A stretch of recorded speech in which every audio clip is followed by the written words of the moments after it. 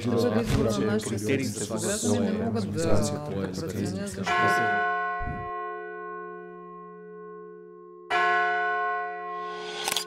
Здравейте, приятели на площад Алеко! Добре дошли в нашия подкаст "Последна дума" с адвокат Костов. Днес на гости ни е световно известния, бих могъл да кажа, онкохирург професор Славчо Томов, бивш ректор на Медицинския университет в Плевен. Едно от имената, зад които стои успеха на клиниката Света Марина. Човек с изключително богата обща култура.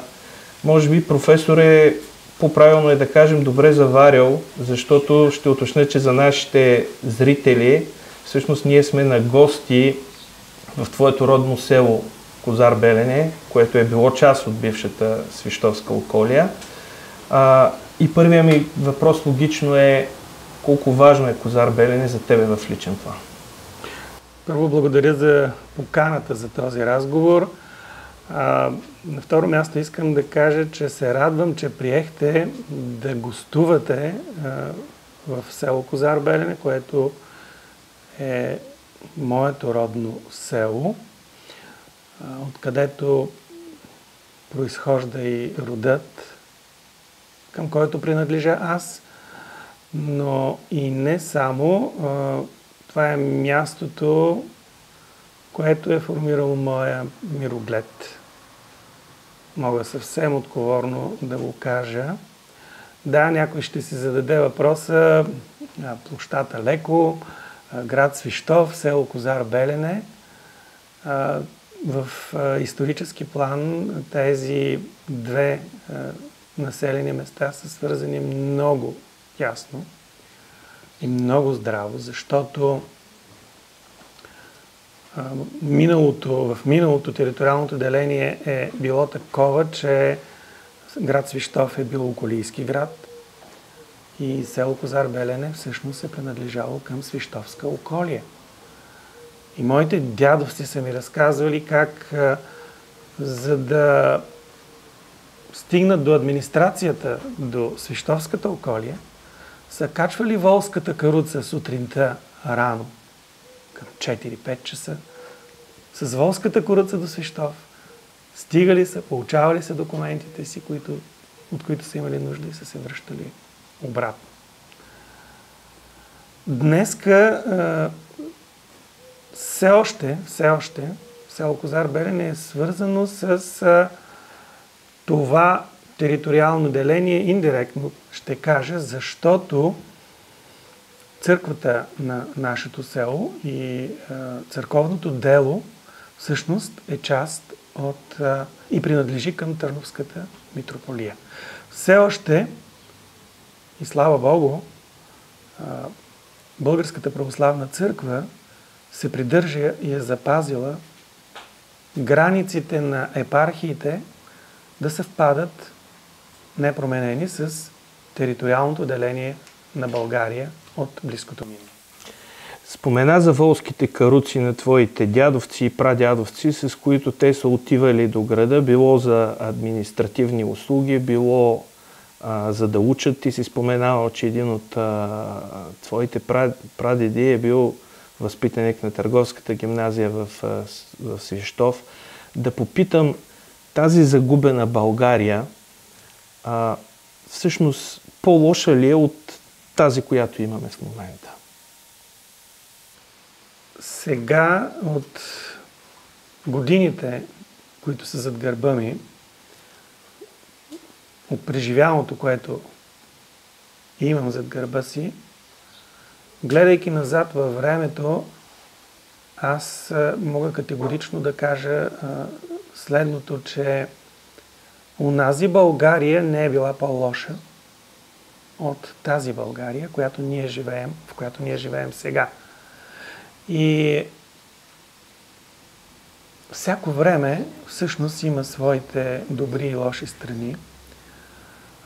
Всяко време си има своите позитиви, своите негативи, стойностни неща, добри неща и ценностни неща.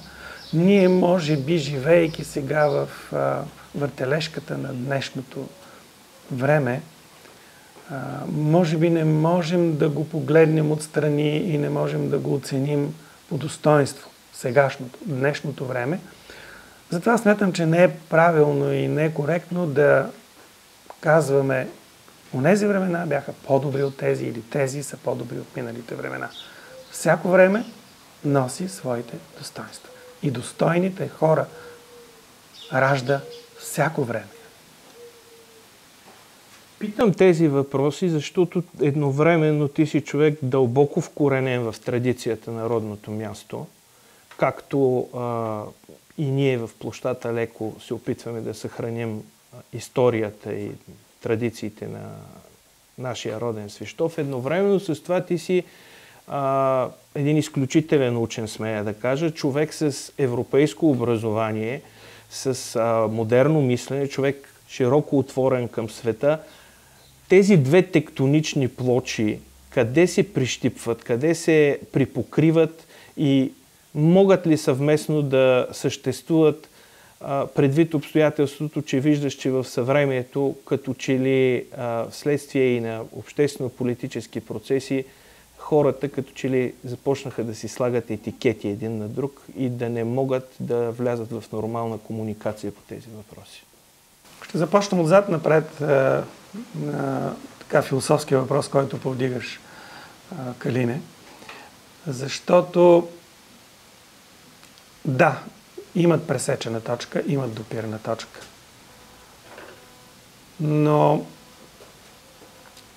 пак ще кажа, от дистанцията на годините, които съм преживял вече, мога да кажа едно нещо, съвсем отговорно и съвсем категорично, провеждайки и това интервю точно тук и точно на това място, където е била родната къща на основателя на нашия род.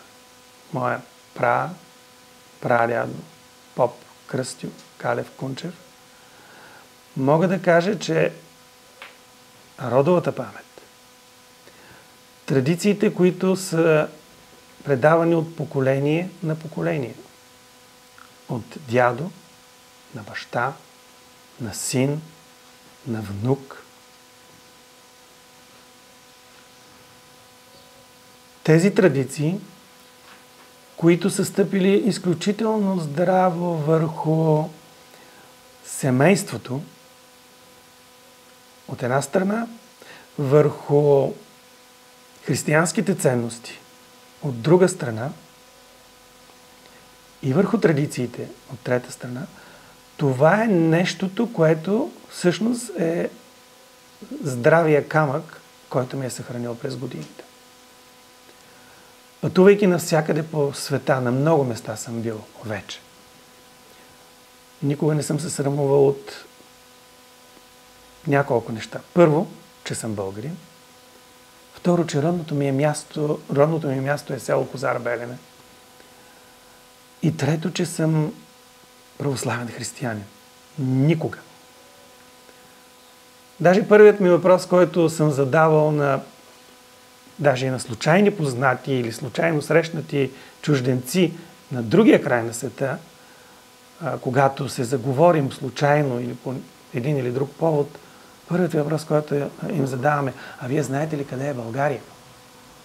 Да, повечето не знаят, но аз им обяснявам къде е България и какво значи за мен България. И те го разбират. Камъкът, здравият камък, здравата основа, това са традициите, семейството, родовата памет, които те карат да се чувстваш сигурен, да се чувстваш свободен, в която и точка на света да се намираш. И независим. Не е тайна, че ти си един от хората, които на всеки 24 май, заедно с кметското ръководство на село Козар Белене, правите това изключително емоционално и вълнуващо шествие от вече закритото училище в селото. И то още преди повече от 15-20 години, доколкото знам, което за съжаление е в окаяно състояние, до центъра на селото и запазвате традицията на 24 май жива, макар и селото да няма училище. Едновременно с това, професоре, твоят син е студент в Харвард. Колко далече е Харвард от селското училище на Козар Белене и историята на рода Томови в една посока ли върви или има и обратен път назад? Отваряш една рана в мен, която тлее през последните години, една много голяма болка, и това е училището. И историята на училището. В нея има много личен момент, но в нея има и местен, социален, обществен, но и национален и наднационален елемент. И ти намекна и загатна за тези неща. Ако ми позволиш да почна малко по-назад във времето, защото всъщност това училище, за което иде реч сега, е построено през далечната 1934 година, доколкото не ми изневерява паметта.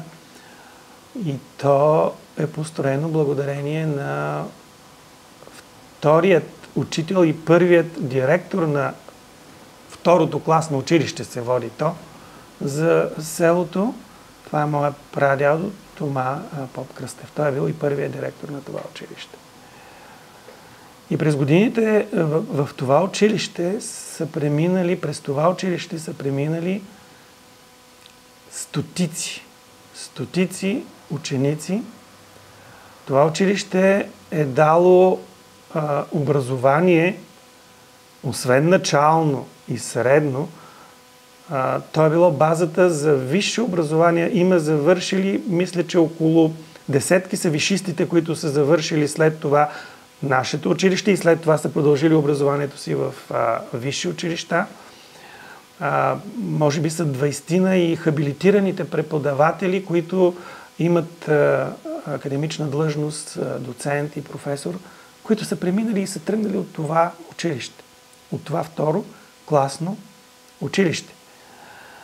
И нелепо стечение на обстоятелствата, няма да се връщам назад във времето, защо, кой точно, по какви причини, но през 2004 година, след така наречената демокрация, след годините на началото на демократичните промени, всъщност е взето това решение да бъде закрито това училище, при положение, че има такава история. При положение, че към момента на закриването му е имало повече от 100-150 деца. При положение, че е имало подготвени учители, които да обучават и да продължат да обучават. Да, това ми е голямата болка. Във връзка с шествието, аз като дете си спомням как протичаше шествието всяка година на 24 май през люлиците, които покриваха като свод училищните стълби. Шествието от училището до центъра на селото с една изключително богата програма, подготвена от учениците. От 2004 година до преди 2 години това шествие не се състоеше. Училището беше почнало да се руши. Да, заедно с господин кмета предприехме стъпки, за да спрем разрушаването. Най-малкото това, което можехме да направим, е да поправим покрива, за да спрем да се руши сградата. Но все още не успяваме да направим така, макар че вече започнаха да се раждат и повече деца тук в селото, да се задържат млади семейства, все още не успяваме да направим така, да възродим училищното дело в нашето село. Всъщност, това не е изолиран случай. Аз съм си правил труда да проуча. В България има немалко такива училища. В немалко по-малки или по-големи населени места и проблемът не е изолиран. Той е национален. И тук ще изкажа едно мое становище. Всички се хващат за това, че виждате ли, би струвало много скъпо на държавата да инвестира в това, да възстанови сградния фонд, да издържа учители само за малка група деца в едно населено място. Аз имам друга концепция и друго виждане. Всички знаем какво означава образованието за едно общество. Всъщност, образованието и инвестицията в образованието е това, което запазва обществото поколение напред. Това, което инвестираме сега, ще ни се върне след 50, 100, 200 години. Не на нас, на нашите деца, на нашите внуци. И моята концепция и моето виждане е, че колкото и скъпо да ни струва, ще сложа кавички на скъпо, ние трябва да положим усилия да възродим едно дете да има в едно населено място. Да пътува учителя от по-голямото място до това населено място, до това дете и да го обучава. Защото тази инвестиция на този учител, който ще обучава това дете, на това място, където са неговите родители, където е неговият дом, където е неговият род, където са неговите приятели, неговите роднини, то ще има резултат изключително дългосрочен и изключително полезен за десетилетия и столетия напред. А има и съвременните образователни системи. Аз знам, защото съм изследвал и съм убеден, че има начини как да бъдат обучавани по-малко деца в едно населено място чрез нестандартни образователни системи. Няма да ги назовавам, но знам, че има такива и те имат своите резултати.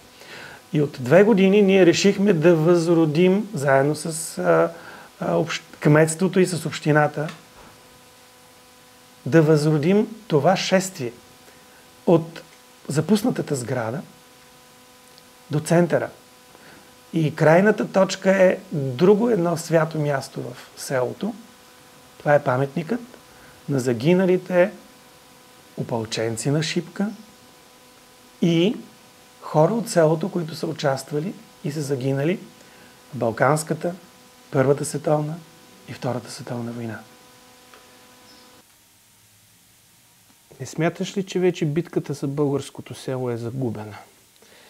Питам това нещо, защото в много от доктрините на най-различни политически формации, които се борят за народната любов, темата за българското село, за този процес, който ти познаваш изключително добре и описа толкова емоционално, отсъства.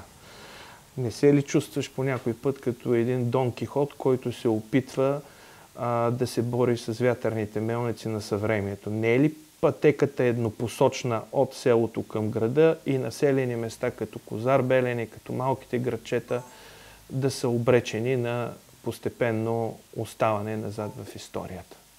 Убедено ще кажа, че не е така. И моето усещане, особено през последните години, ще кажа, че не е точно така. И тук като че ли имаме две реалности. Едната е политическата реалност, това, което ти загатна и ти спомена, че българското село като че ли някак си е изоставено от политическите партии, от програмите на политическите партии. Но хората, които живеят в малките населени места, те са другата реалност. И да, те са малко по-консервативни, те са малко по-инертни, те имат свое виждане за много от нещата, които се случват и в тяхното населено място, и в региона, в който те живеят. и в България, в страната ни.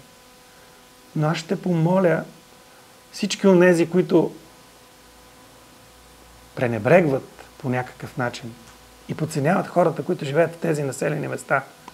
Уважаеми господа и дами, не ги подценявайте. Тези хора са природно интелигентни, дори и да нямат вашето образование, дори и да нямат и да не са завършили тези елитни училища и университети.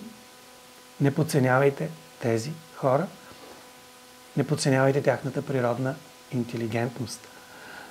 И аз съм убеден, че точно тези хора, малките населени места, всъщност те изнасят на гърба си, ще продължат да носят на гърба си и ще пренесат България през годините, през времето. Те ще я пренесат. И след 60 години, защото малко прескочих и това време, аз го казвам това с пълна убеденост. Защото немалка част от кметовете, които управляват тези населени места, са местни патриоти. Те увличат около себе си хората. Те познават болките на хората. Те са за тях всичко. Те им помагат във всичко. И те познават най-добре каква е ситуацията и те водят и ще поведат тези хора и ще ги преведат през десетилетията и през годините. Но не подценявайте тези хора. Въпросът, който ти зададох, е всъщност част от един много по-голям въпрос, който всъщност може би определя най-големия обществен разлом на нашето съвремие. Съгласен ли си с тезата, че в световен план се води битка между глобално и регионално? И ако приемем, че такава битка се води, ние от коя страна на барикадата трябва да застанем? Не исках да ми го задаваш този въпрос. Защото през последните години разсъждавам волю или неволю. И всеки един от нас иска или не иска, има мнение по този въпрос, разсъждава по този въпрос, всеки според вижданията и разбиранията си. Преди, може би, около 10 години на едно от летищата, европейските, мисля, че във Франкфурт беше, прочетох един текст, който беше окачен и висеше така от тавана на летището, който страшно много ми хареса. Първо ще го кажа на английски. Think global, act local. Много ми хареса. Тогава все още не бях прозрял някои тенденции, някои неща в по-голям или в по-малък мащаб, които сега мисля, че съм ги прозрял. Много ми хареса това. Човек трябва да мисли наистина глобално, човек трябва да надскочи времето си понякога, за да види тенденциите, за да види големите неща и да ги пренесе там, където живее, там, където работи, да се опита да промени себе си, обществото или по-малката социална група, в която той се намира. Няма да скрия, че всичко, което се случва по света и се случи през последните няколко години, ми даде така възможност да погледна и през малко по-различна призма и да осъзная и да разбера големият, няма да кажа конфликт, но големият сблъсък, който се оказа, че е вървял през последните не само десетилетия, но и през последните столетия, между тези две, ще ги нарека, философски тенденции.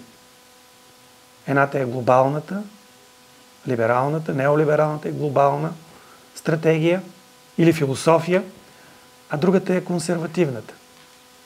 Условно така ще ги наименувам, така ще ги назова. Аз смятам, че днеска всичко това, което се случва, накара много хора да се замислят и да намерят своето място, да намерят своята философия и да подредат своето мислене, било то в едната или в другата философска позиция. Аз съм избрал своето място.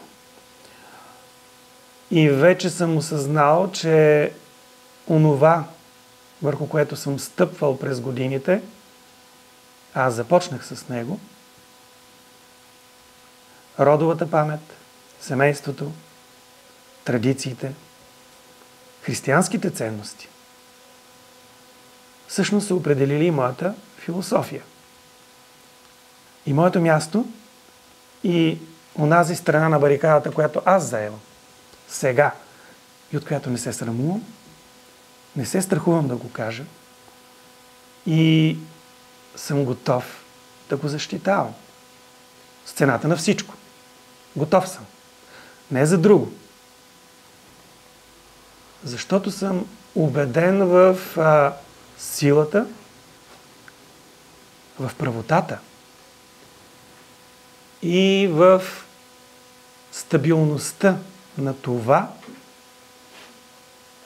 върху което съм стъпил. Аз загатнах в един от предните въпроси за Харвардския университет. Това е една лека провокация към тебе. Ето, ти си възпитаник на затвореното училище в село Козар Белене. Твоят син е възпитаник на Харвардския университет. Можем ли да ги сравняваме двете? И контекста на въпроса е българското образование, от което ти си част и си посветил целия си живот, равностойно ли е на това, което има на световния пазар?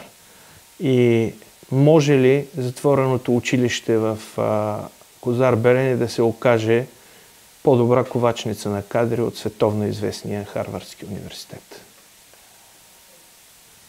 Без да търся някакво съревнование между бащи и деца, разбира се. Даже напротив, аз тук не виждам съревнование и ще погледна от следната позиция, от следната гледна точка. Всъщност, ще кажа така. Моят син завърши бакалавърска програма в Принстън първо, после защити докторска дисертация в Харвард, в два от университетите на Брашляновата лига. Но аз смятам, че той стигна до там, до върховете на световното познание и наука, днес признати от целия свят, благодарение на училището в Козар Белене. Благодарение на това, че моя прадядо Тома Поп Кръстев е създал тази монолитна сграда, която и с топ да стреляте по нея, сега не можете да я съборите, която времето не можа да я събори и няма да бъде съборена.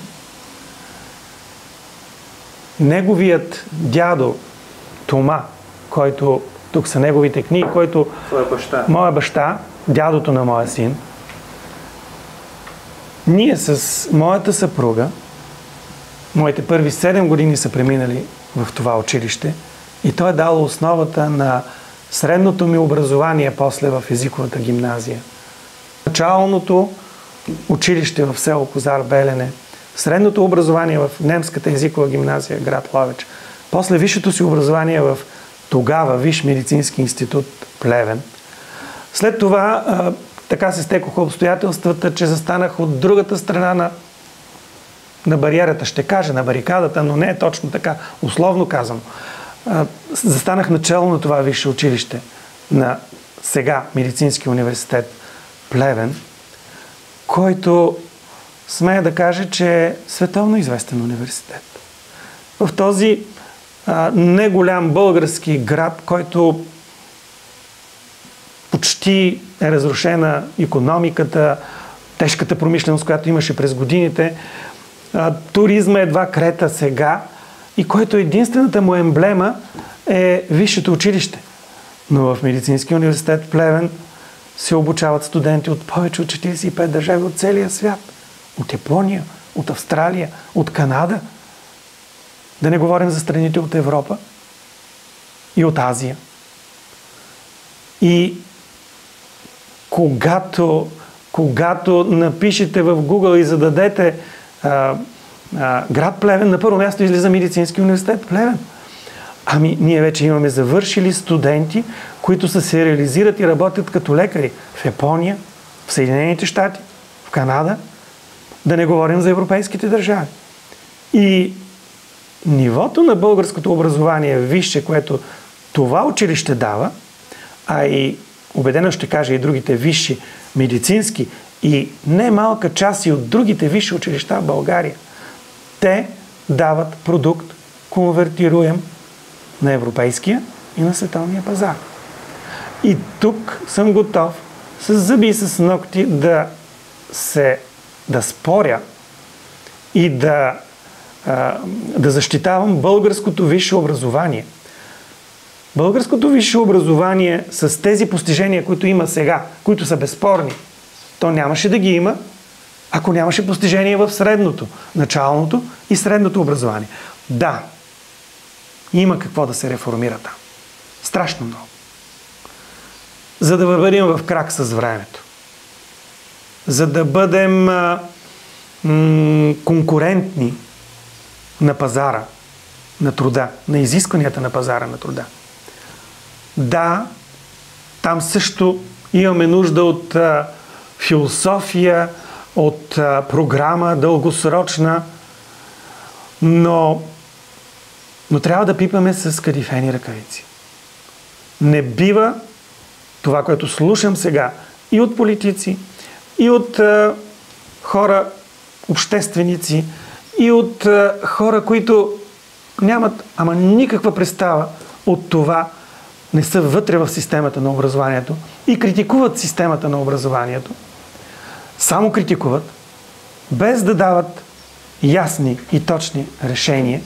Аз съм готов да изляза на диспут и на дебат с тях. Да, имаме много кусури и всички сфери на българското образование имат недостатъци. Но ние трябва да погледнем, да оценим добрите страни, да развием добрите страни и добрите практики. За мен образованието е като една пирамида. Приемете го като една пирамида. И знаете ли кой стои в основата на тази пирамида? Там стоят най-малките деца. Там стои предучилищното образование. Децата, които стъпват в детските ясли, детските градини, в предучилищните системи. И след това подреждайте всички останали. На върха е висшето образование. Затова, когато пипаме долу основата на пирамидата, трябва да сме много внимателни. Един камък да извадим и да се опитаме да го сменим с друг, можем да разрушим цялата пирамида.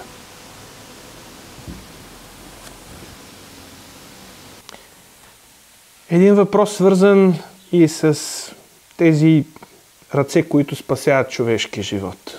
Професоре, ти си човек на науката. Буквално през ръцете ти са минали стотици пациенти. Ти даваш живот с своите умения на хирург. Къде свършва науката и къде започва Бога в тези процеси? Има ли колизия между това, че ти си световно известен с научни публикации, с иновации в областта на роботизираната хирургия, търсен си буквално по целия свят, а едновременно с това виждаме, че тук при нас в къщата ти стои иконата на Свети Георги с копието и с знамето на България, трикольора бяло, зелено, червено. Това е другата част от моя живот, която тя върви ръка за ръка с всичко това, което говорихме до момента и от което също е неотменна, неотделима част от мен и от моя живот. Не бива човек, особено в медицината, да се приема и да се припознава като Бог. Това е най-голямата грешка, която ще допуснете или ще допусне този, който казва: аз съм този, който решава. Аз съм като Бог тук и решавам съдбата на хората. Не, точно обратното е. И да, през годините, с годините, няма да скрия, аз съм вярващ човек, аз съм източно православен християнин и съм последовател на православната вяра, на ортодоксалната, ортодокс, правата вяра. И във всички мои действия, дори и в областта на медицината, аз вярвам в това, че Бог управлява и моите, и вашите, и всички останали хора, всички техни действия, мисли и постъпки.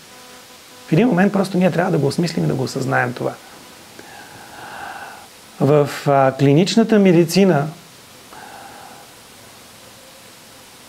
човек се сблъсква с много трудни, много сериозни ситуации, изправени пред много големи предизвикателства.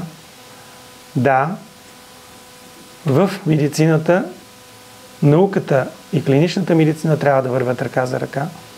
И поне моето виждане е, че те и през годините така съм работил, че те да вървят ръка за ръка. Т.е.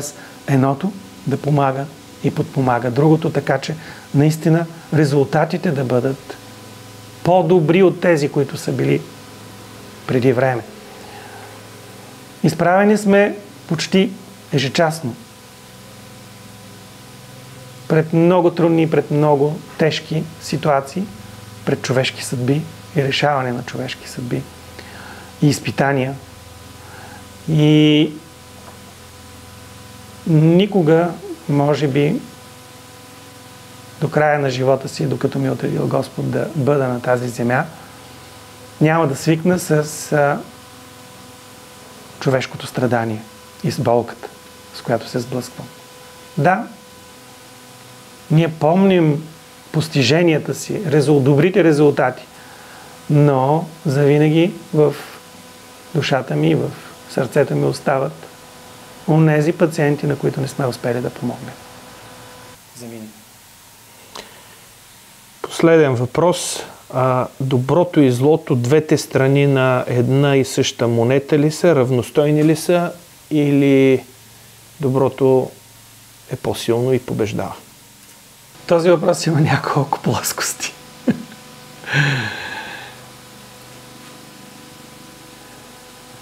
Ако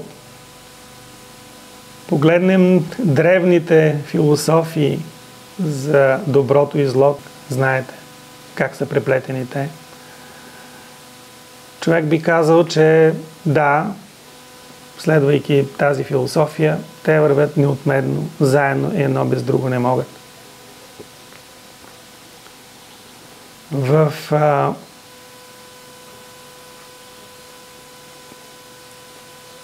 исторически план, в философски план, в културен план, доброто и злото вървят винаги ръка за ръка. Но аз смятам и съм убеден, че има още един план, който е, може би, най-висшия. Това е Божият план. И ако погледнем на света или се опитаме да погледнем света от тази гледна точка, аз смятам, че доброто ще възтържествува. Рано или късно то ще победи. То ще възтържествува. Професоре, благодарим за поканата, благодарим за твоето гостоприемство.